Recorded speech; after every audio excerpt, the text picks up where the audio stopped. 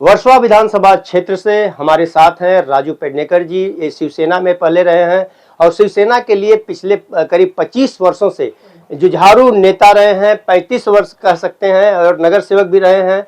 और देखा जाए तो मातोश्री से इनका एक बहुत बड़ा लगाव था, लेकिन इन्हें इस बार जब टिकट नहीं दिया गया तो यह निर्दलीय चुनाव इसलिए लड़ रहे हैं कि यहाँ की जनता की ये मांग थी। और इसी मुद्दे पे हम इनसे बात करना चाहेंगे। राजू पेडनेकर जी, कहीं आपको नहीं लगा कि बाला साहब ठाकरे के साथ आप इतने वर्षों तक काम किए, करीब 35 वर्ष तक आपने काम किया और काफी मैंने देखा कि चाहे धरना हो, प्रदर्शन हो या लोगों का काम हो, तो उसके लिए आपने काफी आवाज भी उठाई थी, लेकिन आज अपक्ष। हाँ बिल्कुल, जब कोई भी अन्याय की सीमा बढ़ जाती है तो निर्णय लेने की घड़ी आती है। बारंबार अगर आपके ऊपर अन्याय होता है तो फिर आप अगर उठेंगे नहीं तो आप फिर इंसान नहीं है। एक आम छोटी चीज़ भी आप पकड़ लो कि एक लोहे को बार बार अगर पीटा जाता है तो वो भी धार बन जाती है, और आप बार बार पीटे जाते हो। शिल्प को भी अगर बार बार पत्थर को ठोंचा जाता है तो भी मूर्त बन जाती है। सोने को भी बार बार उगाला जाता है तो सुवर्ण बन जाता है। मतलब कुल मिला करके अन्याय की परिसीमा हो गई। 2004, 2009, 2014, 2019 और अभी 2024, 5 टर्म से मैं उम्मीदवारी मांग रहा हूँ। हर बार मुझे बस नकारा गया। क्या वजह? क्या मैंने गलती की कि मैंने पार्टी यहाँ पे बढ़ाई? यहाँ पे शाखा प्रमुख बनने को कोई तैयार नहीं था। उस वक्त से लेके आज तक मैंने पार्टी को बढ़ाने का काम किया, बड़ी करने का काम किया, संगठन बढ़ाने का काम किया। रात देखा नहीं, दिन देखा नहीं, सुबह देखा नहीं, शाम देखा नहीं, घर देखा नहीं, परिवार देखा नहीं, सिर्फ लोग और पार्टी, समाज और पार्टी। तो इसके हिसाब से जब पार्टी ने मुझे निष्कासित किया तो निष्कासित करने से पहले अगर पार्टी ने मुझे जो नकारा तो उसका मैंने, एक पार्टी ने नकारा तो मेरे जनता के सामने में आया कि भैया ये तो यहाँ पे इन्होंने नकार दी, मैंने पार्टी की सेवा की, मेरी कोई मतलब उसमें रहा नहीं है, तो मैं भी आप बताइए क्या करूँ। तो हमारे जनता ने कहा कि आपको चुनाव लड़ना है और हर हाल में हम आपको जिताएंगे। जनता ने तो ये वादा किया है कि आपको चुनाव लड़ना है, हाल में जिताएंगे, लेकिन अगर देखा जाए मूलभूत सुविधाएं की अगर बात करें, झोपड़पट्टी भी एरिया है आपके क्षेत्र में और बिल्डिंग भी एरिया है और मुस्लिम बहुल क्षेत्र भी माना जाता है। क्या लगता है आपको? नहीं, मुझे तो सब अपने ही लगते हैं। ना मुझे कोई हिंदू लगता है ना मुसलमान लगता है, वो खाली इंसान लगता है, क्योंकि उसकी समस्या एक ही होती है।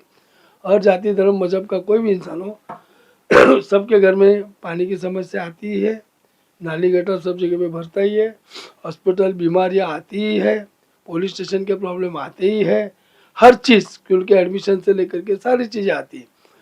तो मैंने मेरे ये पूरे वर्सोवा विधानसभा को अपना परिवार माना और परिवार के सदस्य के नाते मैं हमेशा काम करता रहा हूँ। लड़ाई की अगर हम बात करें, आपसे किससे लड़ाई है, किससे? मुझे नहीं लगता, मैं अहंकार की बात नहीं करता हूँ, लेकिन जो समाज का, मेरे मतदाताओं का, वर्सोवा विधानसभा की जनता का जो मुझे प्रतिसाद मिल रहा है, जो प्यार मिल रहा है, कई साल कहते हैं ना कि कर्म कभी वाया नहीं जाता।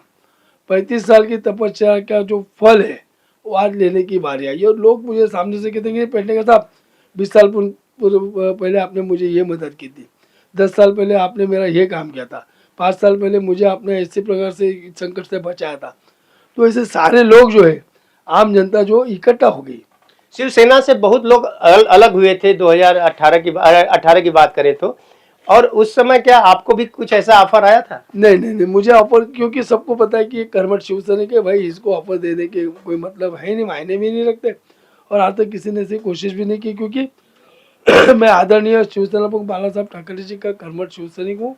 आदरणीय उद्धव साहब से हमेशा मैं लॉयल रहा हूँ, पार्टी के प्रति मैंने हमेशा वफादारी दिखाई है, और आज भी मैं अपक्ष लड़ रहा हूँ। आज भी मैं किसी पार्टी के साथ में नहीं खड़ा नहीं हूँ, पार्टी का सिंबल लेके नहीं खड़ा हूँ, क्योंकि आज मेरे पास में ना नेता है ना पार्टी है, लेकिन आज जो मेरे पास जो जनता है, आज वो मेरी पार्टी बनी है, मेरे साथ में जनता वो मेरा नेता बनी है। आपका चुनाव चिन्ह ऑटो रिक्शा मिला है, काफी पॉपुलर है मुंबई में, और मैं जानना चाहूंगा कि क्या इसके लिए, इस यूनियन के लिए भी आपकी कोई योजना है? डेफिनेटली, जितने रिक्शा वाले हमारे भाई हैं वो हमेशा परेशान रहते हैं, उनको हमेशा पुलिस स्टेशन से तकलीफ होती है, ट्रैफिक से तकलीफ होती है, कुछ थोड़ी बहुत चीज़ें हमारी भी गलत होती है कि हम कहीं भी पार्किंग करते हैं, तो सब नियोजन का काम तो ये करेंगे ही करेंगे। रिक्शा वाले भाइयों के लिए आमूलाग्र कुछ बदल करना है, उनके लिए इंश्योरेंस का स्कीम लाना है, ये सारी चीज़ें वो भी मेरे दिमाग में हैं। जब आप अपक्ष के लिए चुनाव का पर्चा भरे तो क्या आपके ऊपर कोई दबाव भी आया मातोश्री से? नहीं, एक मैं तो मतलब ऐसा शिवसेना को मैं दबाव विवाह से डरने वाला नहीं हूँ, और मेरे वरिष्ठों को भी मालूम है कि राजू पेडनेकर ऐसा कर्मठ है कि भाई वो कभी किसी से डरता नहीं। क्योंकि आंदोलन में हो, लाठी चाटी खाने की बात हो, पक्ष के लिए लड़ने के लिए मर मिटने की बात हो, तो राजू पेडनेकर सबसे आगे रहता है। ये हमारे पार्टी के नेताओं को भी भली बात ज्ञात है। दुर्भाग्यवश शायद उनके मेरे नहीं कि मुझे ये उम्मीदवारी अगर नहीं मिली और ये मुझे उम्मीदवारी दे देते तो पार्टी को घर में बैठ करके एक सीट क्लियर थी। लेकिन अभी भी मैं अगर नहीं खड़ा होता तो ये 100% सीट पार्टी के हाथ से चली गई थी। अगर आप चुनाव जीतते हैं तो क्या पार्टी के साथ चले जाएंगे? नहीं, वो मैं मेरी जनता का फैसला लूँगा। जनता से पूछूंगा कि भाई मुझे क्या करना है, आप बताओ।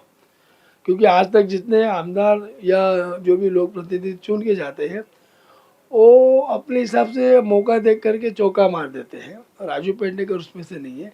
राजू पेडनेकर जनता से हर बात पूछ कर करेगा और जनता का फैसला जो होगा उसके साथ ही जाएगा, क्योंकि वो जनता मुझे बना रही। तो आपने देखा कि राजू पेडनेकर जी हैं, पिछले 35 वर्षों से शिवसेना के लिए इन्होंने कार्य किया है, युद्ध स्तर पर कार्य किया। पिछले 5 बार से लगातार विधानसभा क्षेत्र से यह टिकट मांग रहे थे लेकिन इन्हें नहीं दिया गया और इसी के चलते यह निर्दलीय प्रत्याशी के रूप में चुनावी मैदान में है। अब देखने की बात यह होगी कि 23 को जब रिजल्ट आएगा तो पर्चा किसका परचम लहराता है।